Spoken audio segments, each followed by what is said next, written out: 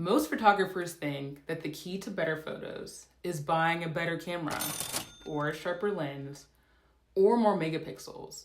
But what if I told you that one of the best things that you can do to improve your photography is actually limiting yourself to just one focal length? And not just any focal length, but we're talking 28 millimeters, a focal length that forces you to get closer, to see differently. And honestly, it makes photography a bit uncomfortable. But that discomfort, that's exactly why it makes it better. What's up, everyone? My name is Rachel, and on this channel, we talk about all things street photography, cameras, and learning how to see the world differently through a lens. Today, we're going to be talking about why the 28 millimeter might be the best focal length to improve your photography. But fair warning, if you're used to shooting 50 millimeter or even 85, then 28 millimeter might feel a bit chaotic. One of the biggest things that 28 millimeter teaches you is about proximity. With longer lenses like 50 millimeter or even 85, you can stand very far away from the subject and still get a photo. But you're basically a photography sniper. So with the 28 millimeter, you really have to step into the scene. So you have to get closer to people, closer to moments, and closer to the story. And at first, it's like absolutely and totally terrifying because suddenly you're not hiding behind your lens anymore. You're ultimately a part of the environment. But that's where the magic can happen. The best street photos don't feel distant. They really feel immersive. And also with the 28 millimeter, if your photo is boring, then you really can't blame the lens. That one's on you.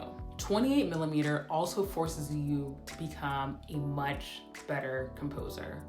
Wide lenses capture a lot of information. We're talking foreground, background, people, buildings, chaos, which means that if your composition is weak, then everything in the frame starts fighting for attention.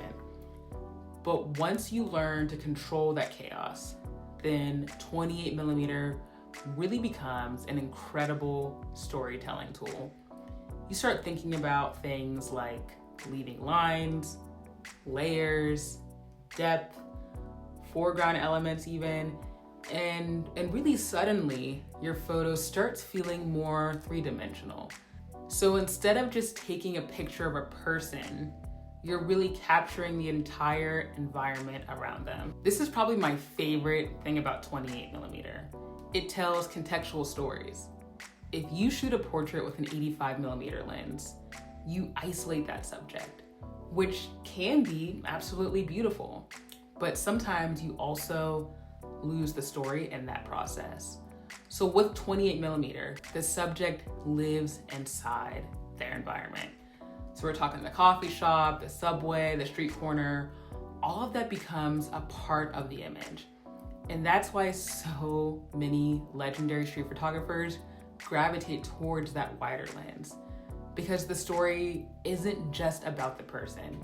It's also about the moment that they exist in. There's another side effect of shooting 28 millimeter, and that's the fact that it makes you braver, because you really can't stay far away.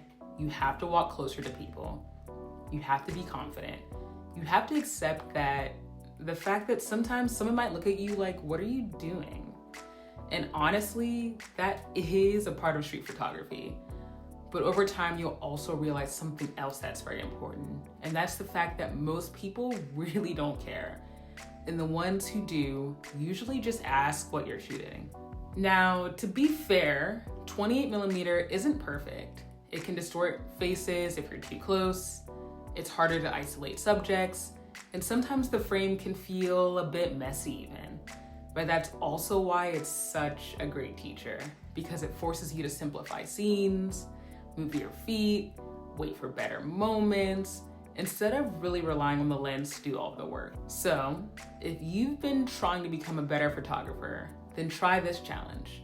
For 1 week, shoot only 28 millimeter. No zooming, no switching lenses, just you, the camera, and the street.